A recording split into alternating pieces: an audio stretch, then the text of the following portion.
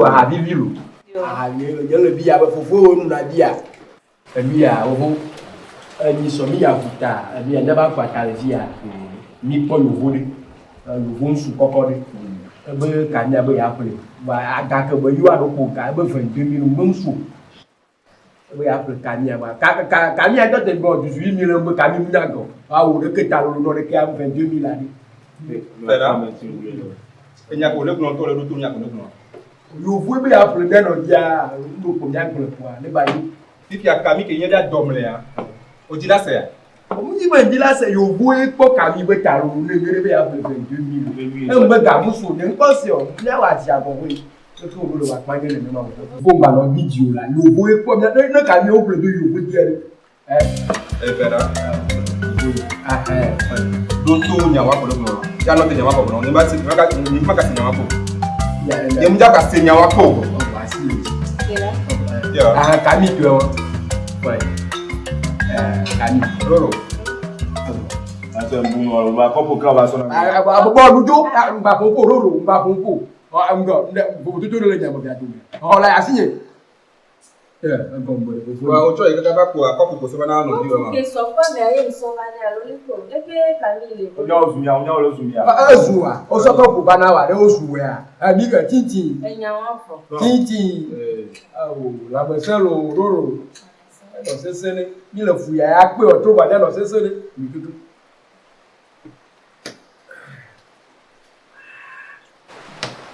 mde ọ̀pọ̀ tia bo promolu e lo duwo we ni ho baba so ko wa aha do nu bile bile do nu bile adere on ko lo kan lo nu to nya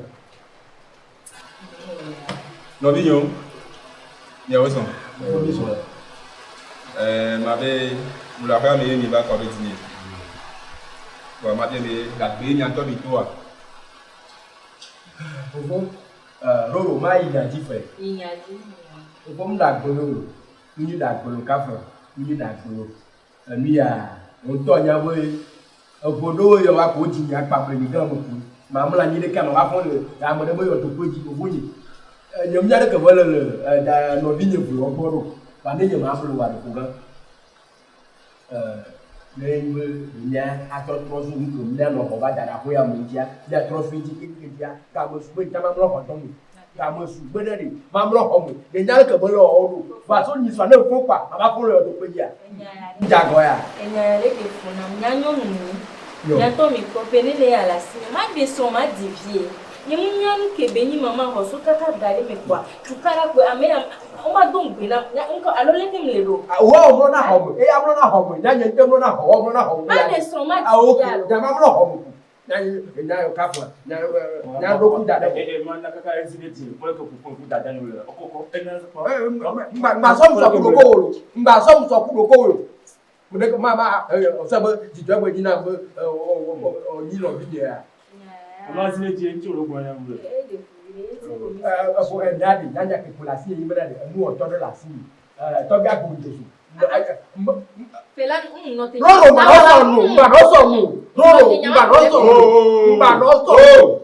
no so mu roro Yo. me sa do to obo la obo Fo ma te kompua. mbe do to mi va konye ya lo je jesu na mi mi va konye ya lo je jesu na gbe to yi ke mi va konye am be mi se mu ke nti mi va do yi ni gbronja mi kasi ma kompo yi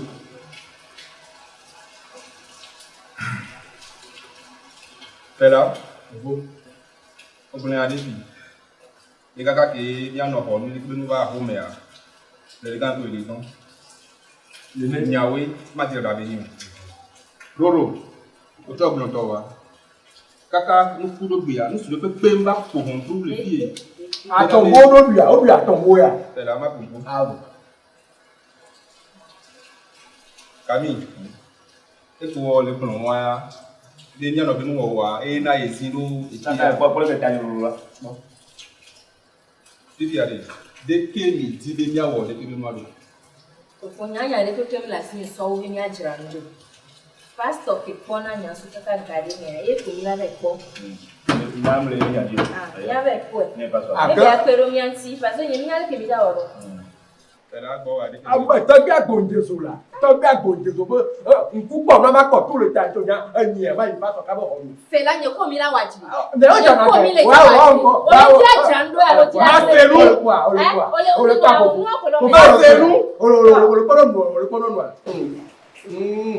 Fela ogo ahanu ko ba lo alo nya Yemu nya kutolo. kuli na dan o na mbi je o to nyamulu na mbi je a o to nyamulu mi do to mi isi ya ke nya kono onu ke nya no ho ba me pastor ko ko so onu ke nya no ho ba da la fra me ya me pastor de so ne be so da la fra mo le me e mu wo fe aha ya ma ti le kia bo abo no ati nye o no de Fela le ke nya wa do ma. aka ihoro gbo Ba na iro gbo. ihoro gbo Ya ke le pio me mi le ti la ajira ndo ya lo. Mi le ti la gble nu ye. Enu ale nu nu bele wa lo nu bele wo. le filles de me kenyi ko fuga le fio ewe ke mi ato mu lu wa me ke la pompo ewo pe la pompo ene le pompo mi la no ko ya kuna ma oh ro wa de ah o minote enu ke le ko re le bible la re o be nu ke ni kaisaro to so kaisaro nu ke mawu to so mawu mi ano be nu ke be ko re e ko so voju me e ko so enu a to gbe ko kun agbon jesu mu no ba be wele mo le fi ya mi nyan ke le tu mo le fi yo de Et nous, que les tchums, le tiens, mais mignon, Ngangale tu. non, non, mais ton époux n'a moins. Oh, oh, oh. Tu gagnes les ministres, non. Oh. Oh. Donc, les commandes, il y a un peu de quoi que vous ne fois fou à fois blé. Donc, qu'est-ce que l'homme y a un nous entier. Bon. Roro. Derrière, il mourra là. Ah, vous faites la peine, il y a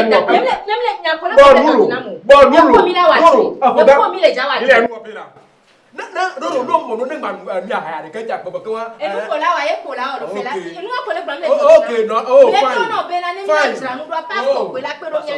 Nous, les d'accord, on a mis à midi, nous, il y a les mots. Ok, on y a mis de bon quoi. On y a mis de bon quoi. On t'a au Kenya, Simia. On t'a au Kenya, C'est là que pour on t'a au Kenya, Simia.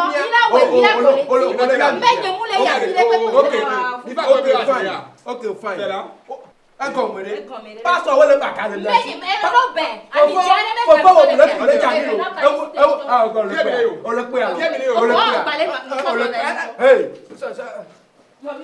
ok, oh, mi joye, oh, mi ma joye da. Mi va gba mi de joya. No, no joye la, mo de fofo ngba po wa gbo, nyani, na ni ba ku yin su, rusu benya. Ani ka ko ko mo de ma do ani ka ku mi olo. Na to mi re nya ba.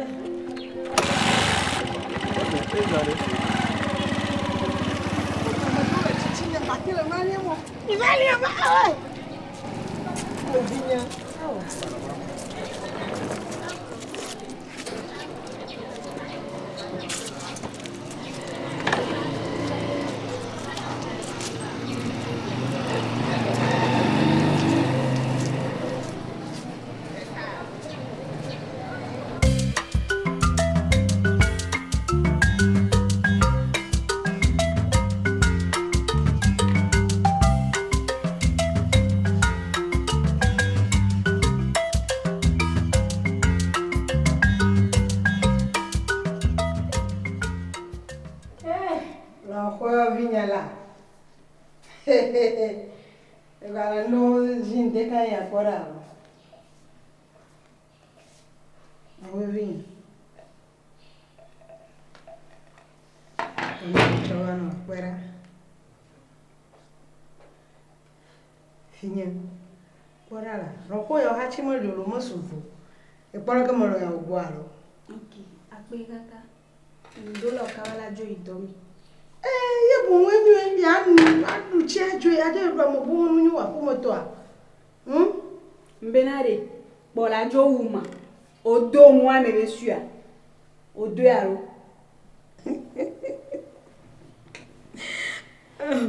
ma wo lo ho vinya awu nya ma jivie vade ano vinya gba no fijina mama cho wa wan mate wo de na ma wo wan ma cho ndu ava no we sia mi na joy ya de kumele sia Mano ya ubola.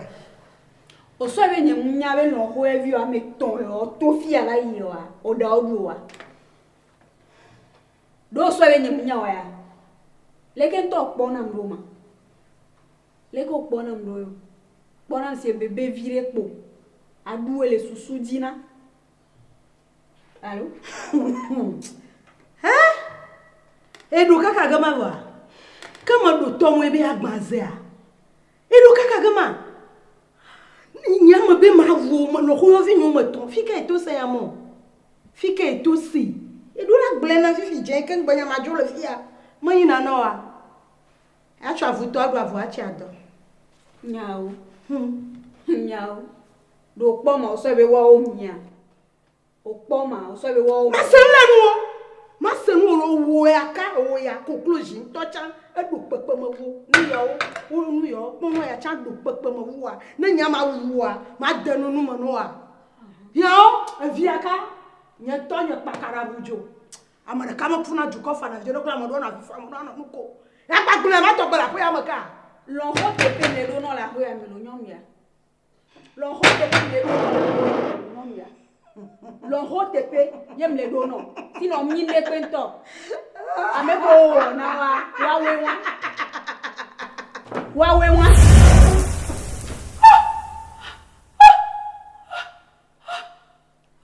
Ma hafio na nyabera.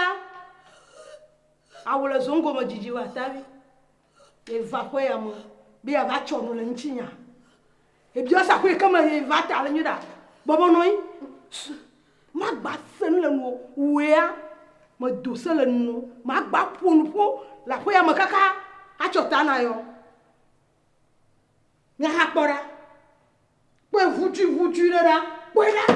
Mo lo kaka chon va no bi aba ha. Regardez la chose à gros, vous l'avez pas câble.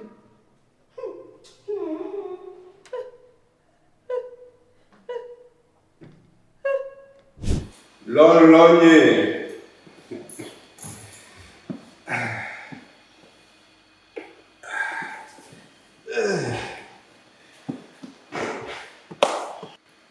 Décolle la caméra.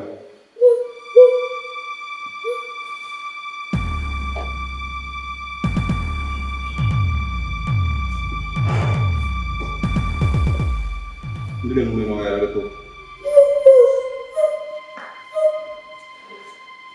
Mungkin ada jawab.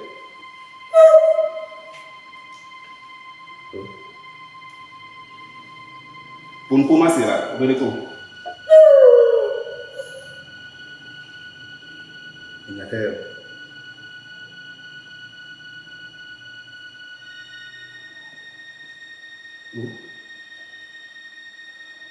Ini sengok. Pumpuna masih. Umle sinya kemle mwana.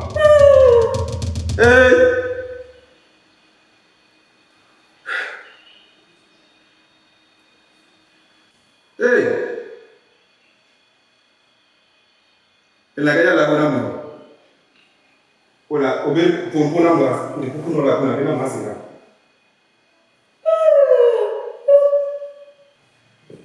Ndiki on le mereka benjo. Nunca jo. Pun na nunca jo. Nunca wo. Que un job me va a ganar. Don la rima será. Oh, ni mati bohong ni. Malo lah. Ya.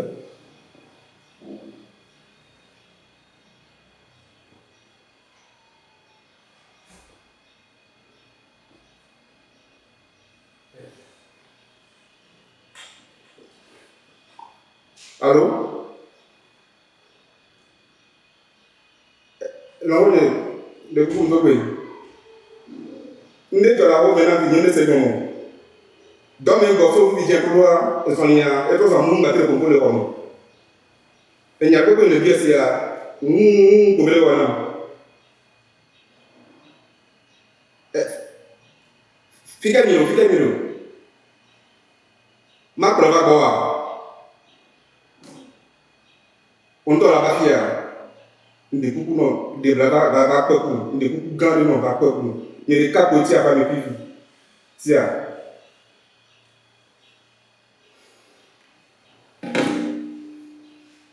Voilà. Nous que je dis. Bon la vie na sera. Dès que moi je vois. Esoni. Pumpuna masera. Voilà. Oh.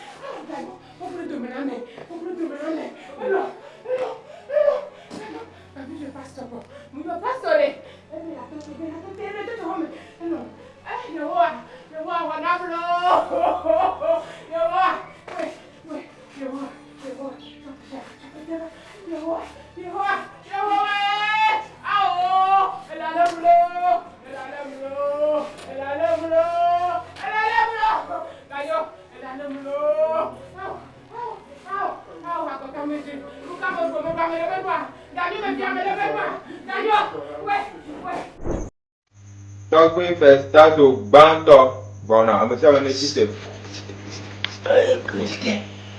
Oh.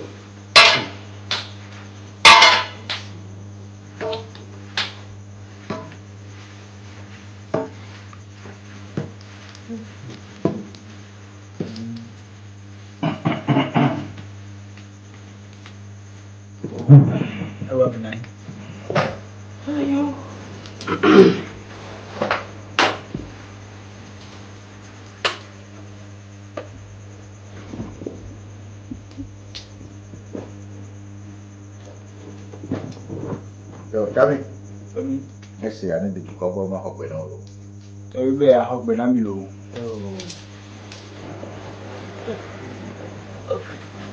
Oui, il y a un chien. Fiani na pometo, de bio, amelo amo, avec amo, ya chopeto, ya soro, ya bio, tu comme amreo, ya ozon lo.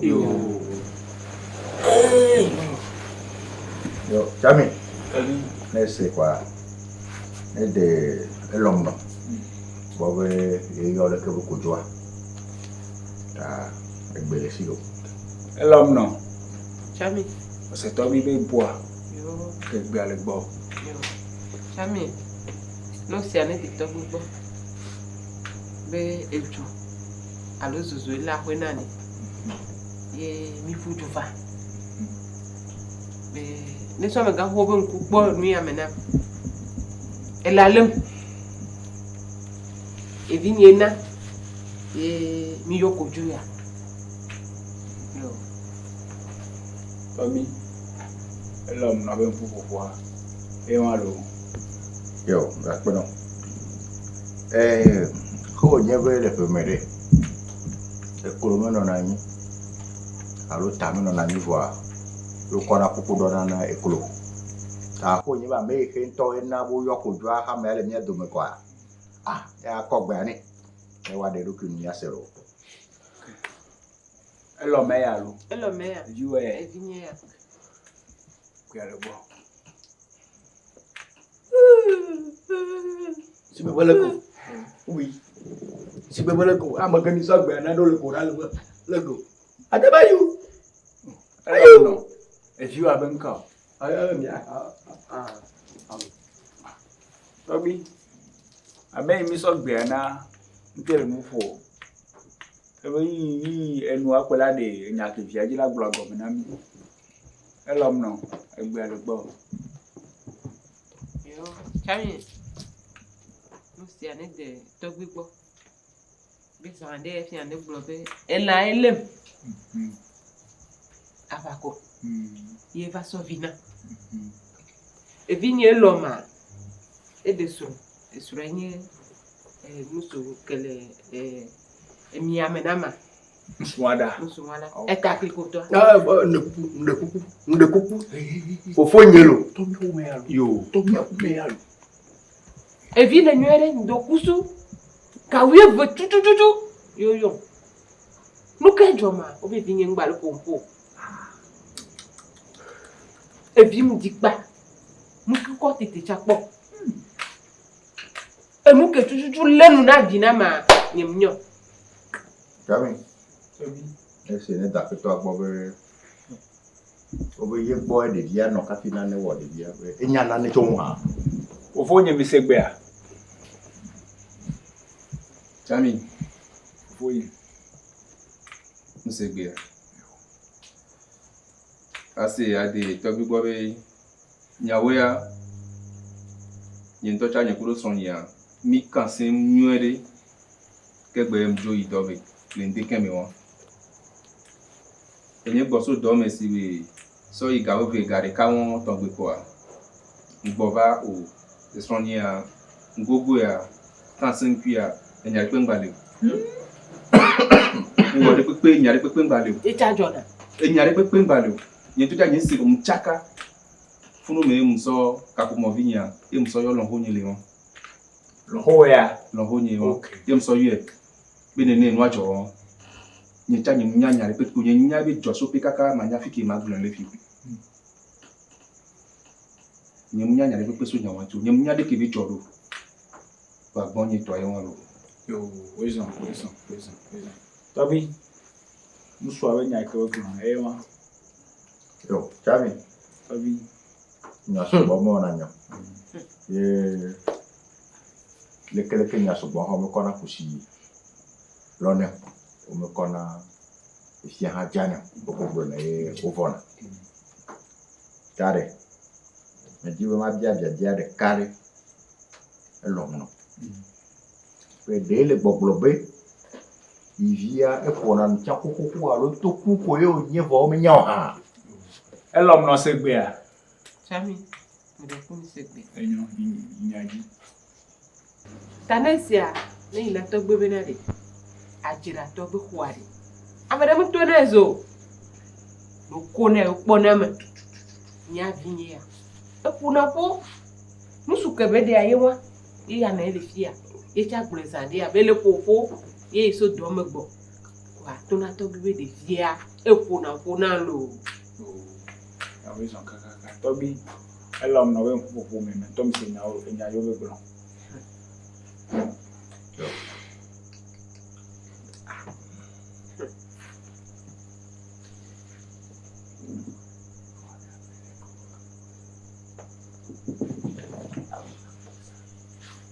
Aye, wait.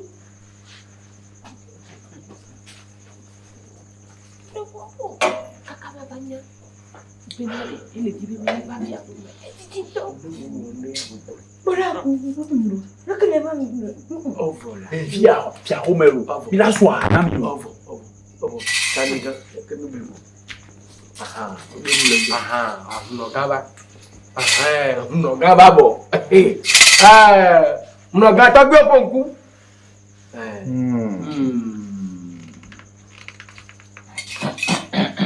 Togbe Emledo.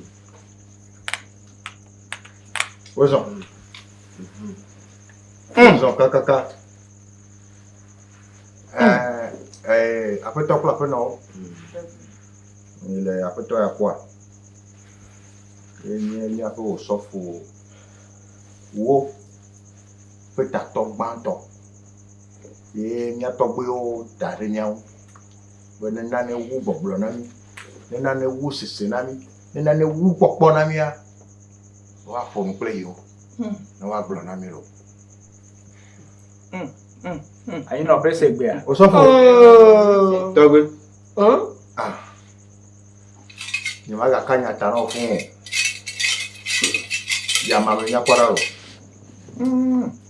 Togbe Bosu Elunya Elu manyu Elu fias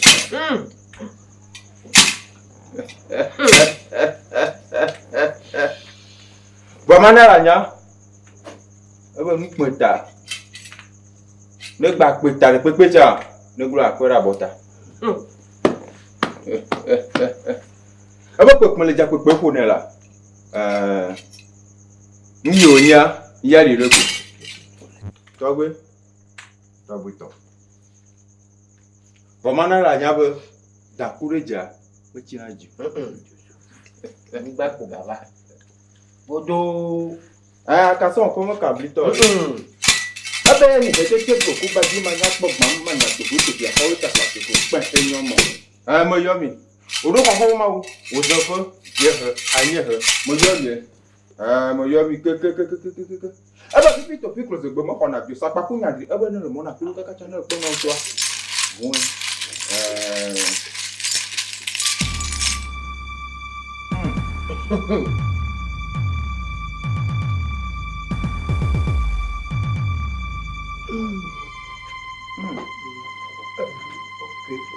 Togbe. Gbegblon la. Elle mi ado. Adu si alo nyom.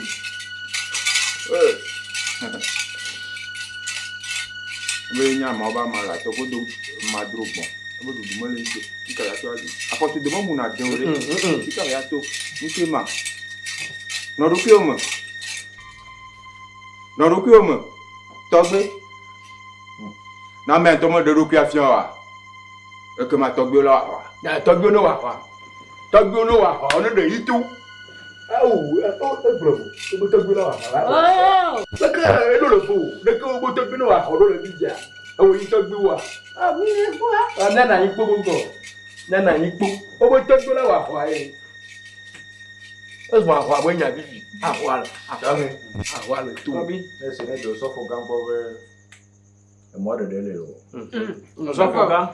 Togbe be mo de le. Togbe no wa. Nle dolo. Togbe no de. Enu ya ba bo bomba tu wa de. Togbe. Hafi mi ija. E ko ton de kama o. Elebe ma vunu na amemele nu pumu. Enya ile se wa gbon ni ase. Togbe se gbe a. E mo de le. E gba jo. Tobi mo de le. Awunu ne. E baba yu abon Hey! Baba yu. Agbeti glisse reviews. E be he te ko ku ba ji ma nya ko ma ma nya ko ti ti o ta ka to ku pa enyo mo je ni e be tu picture ku ze mo ko na bi la ta pa ku nya de e be ne le mo na ku ka channel ko no so Point. ade mo yo e do gada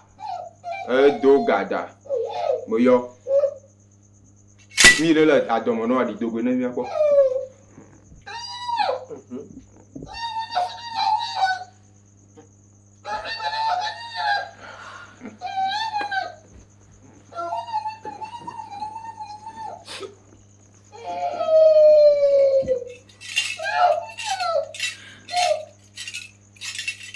Ore nekpo nde joya nde do gba kanjinyo Togbe e to agbe tension ko la ko ni Togbe So. mo no mo nyom ya ewe ewe nkuvi biale wabo tabire wa ebo ya Odo ki oji. ya Baro ki oji. Odo ki oji. onu mo ma te ma don go jina mo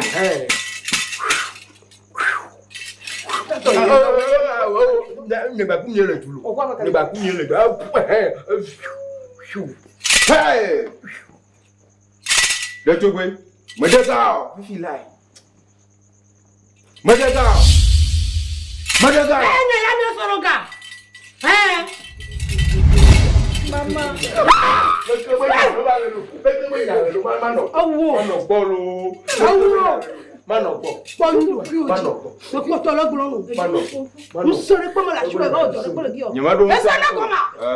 nyama do nsare ko wa to do nya fa ola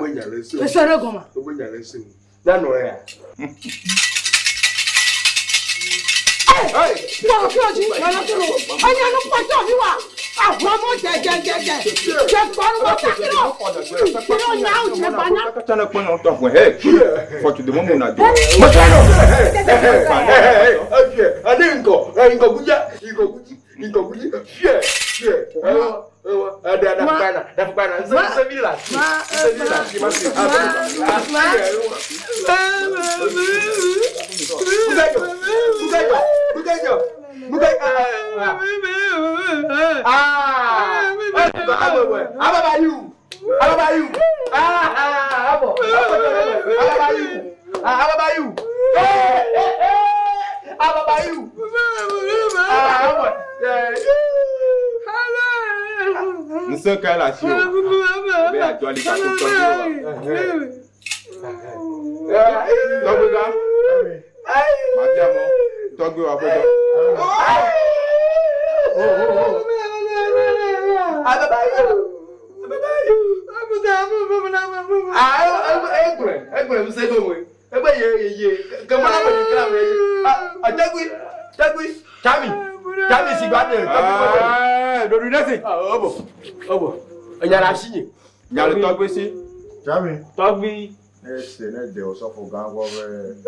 Apene kaka.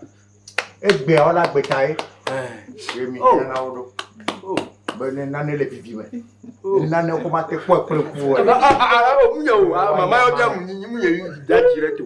Wa ya mama. Wa ponu abro na mita. Apene ro emoji ne ko. Sofo ga.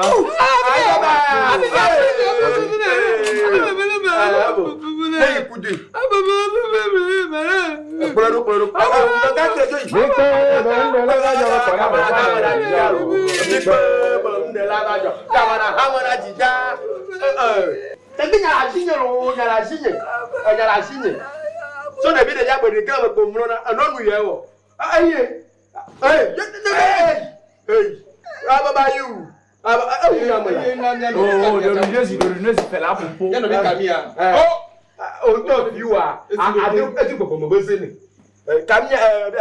Chami, si ba de to gbigbo wele. Na no video le. E ta lo ni adule sonu ni. Eye wo no nu ye wo. Awewe. Eye wo. Chami. Tobi. Ne do no si ne do gbo bere. One do amero da ono via ike gbo le a. E ono via ne ba mi akora. Wa. Ka fi wa yi ono via klo bere. Ya kogbe ana afeno via ihe ohununa. Ene wa fonu ya se. Afeno. Ohun ya se. Weson.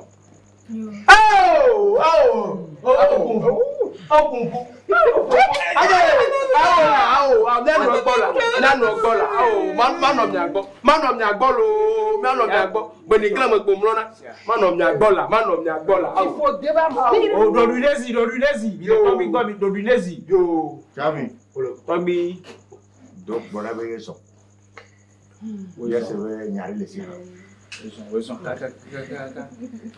We pelu. Tobi be nyare la siwa. Tobi le kunya sugbon la sinye ke diablo na. Okay. Egbe arbo. We arbo ye nya se. Tobi ma. Kogbenji. Do zilo. Kogbenji. Ma glombe. Va desro. La horeme. Ke ni mkenya. Ne dem Kenya. Ni mabu mola ifunu. Wa akpena mi kakabe ote de gamegbe. Nde kule nyate pe mea.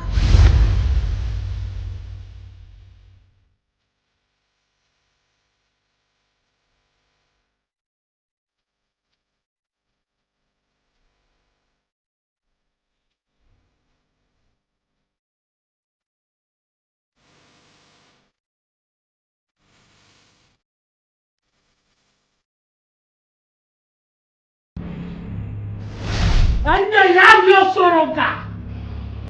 Anya funubunu. Anya fuga. Anya tomafio. Anya chimafio.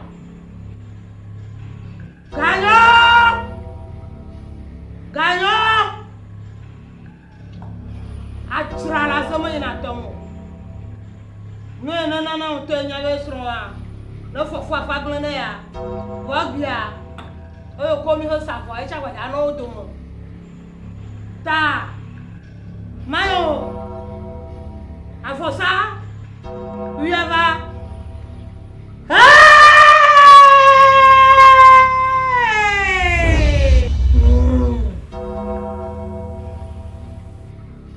Anyo Soronga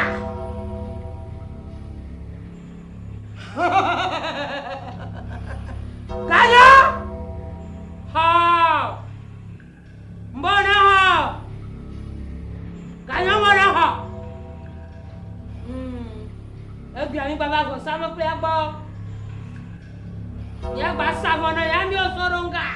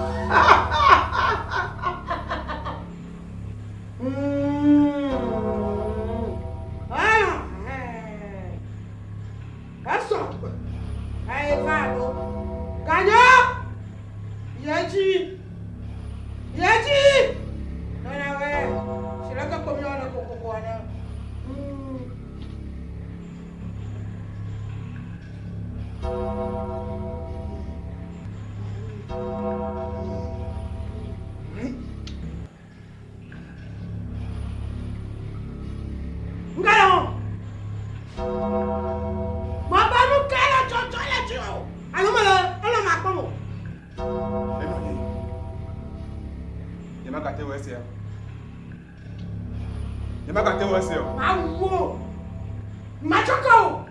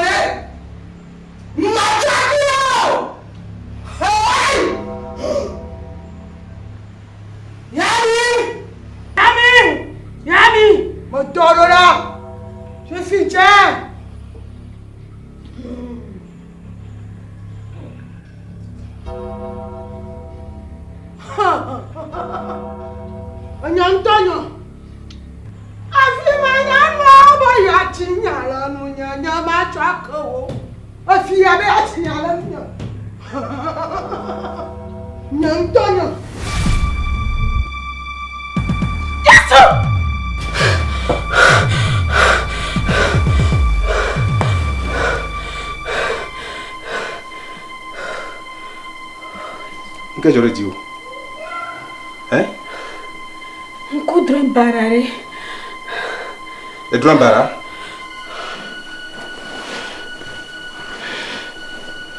Oh, va. Ouais, on baptise. C'est donc va bonne. Donc va. On va bon. Moulé non là, c'est. Faut venir maintenant.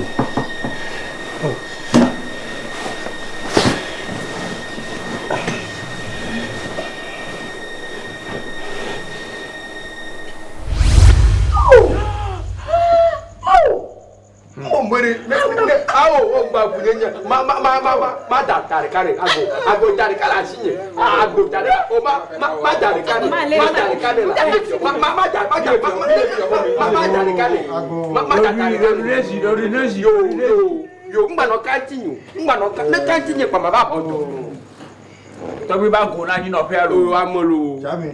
Tobi. Let's see, I need that nyino pe abobe.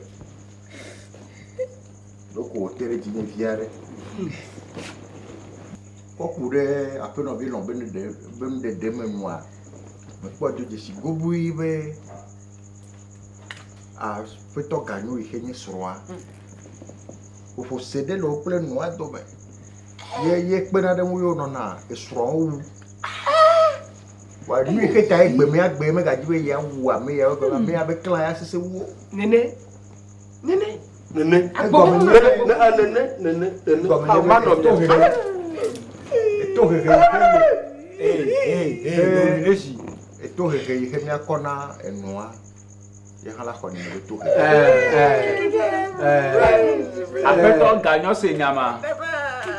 Afeto ganyo la nyino pe a. Jami. Kawa afofonya tanyi anuya. Ele simana ko le joya. Oh, anuya wa yilo. Nyai du na nyanye petuku ya mano mo be ngaka mo bla bo fa to ele nya mo na wa afeto ganyo mia ali au avio le fa on pas avio Jami. Tobi Nese ane de apeno akle via bo. We le ko nu na ne wa mela. Wa wo. Ta. E chondikanya. Manabe wa chokufia nao. Chondikanya gade tutu kwa. Na po abrafo. Ne wa leo. Ide tokwa ton le. Ne lui kejia. Wa wa no le top global cover. Tobi phone lo. Ayo. Tobi Tabi no le agbedidi lo. Tabi no agbedidi. Jami. De kunya la signe. Ne si ane to gbo. Gbe mu do apeto ere ne. Enu ya ke to gbe gba wo fifi gba de fi omi gba de ne ku vinya. E fi omi mi to gbe o la gbe. Ebe mu le nyaji, ebe nje. Voande ka ku ma bi ebe na de. E ku atire kele cheku barare. o ma wi kleke o han me o la gbagbo de a o ma lo wa keke aye a e ya bia se lo e be yo gba poto do no keke ye wa tro le ju ya me e mo wo yo le wo ya Oh, gbe ni jan yo, ya no weson. Oh, mi se gbe a. Oh, ne si kwa ne da pe no agbo bere. Oh, Akpeni. E fo nu yare. Gake. Le nya yo peti ke ba yimu a. Amerike ko e ko enya de bi susu ohun. E yo ho do. ele wa me to to akpolo. Ya le si ko me ko nya de ke do wo do hono wa. Wa yo me po hono mu de ke. Ise wa na wa cho ku fia na wo. Gake. Mi ke le bebe re nye be. Le nya be mu ko nu a mi po be. O nu a be ho gbogbo re va to afide. Ko ba daro ba pe me. Yele ke be gbogbo a. Yele bublude afomena. Le ke be gbogbo a. Yele wo tutu. Yo va le nu gboro wo. Ta ne wa nyua. Ne wa nyua. Wo ne jagbagba. Ne wo to ko fia na wo no bo a. Ne fi ho no be ho le ke be gbogbo a. Chua. Agbo tro gbogbo bada ko ina gbogbo to. Na fire ne fa no ano. Yo, to bi ape ka. Pe. Fela senya. Ah oh, wo un senya de pepe. Fela senya. O ngba po so ku fia no. Ne so fia mi gbo, wo no ba so ku fia na, fi ka mi ba po ko da la. Aba de ko di o. Lai ku ya. Mi a, to bi bu to nya ma je nko na mi ma be kro no bi. Ah oh. Me le vone la. Me le vone. Ma di genou no. Ma so genou so ti. Visite, to bi dajo visite. Ah oh, to gbe wa lo. To bi na gbe. Ma so genou tu no lo. Ah oh, atagbe ngba lo. Tagbe na lo pa wi. Na gbe lo pa wi zirika. gbe ro ja wi Eyi wa apo. Tawa la su amanya no akofo ni. Ewu. Roro la se pe. Roro la se pe. O so roro bo ti do titi ngaro. Gbogbo ki oji. Onu mo ma to nko china mo.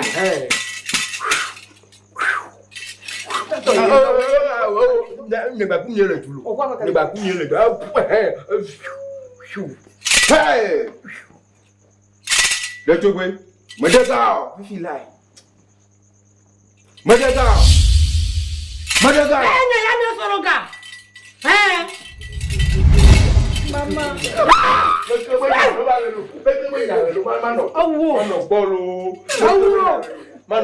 Ponu ki oji.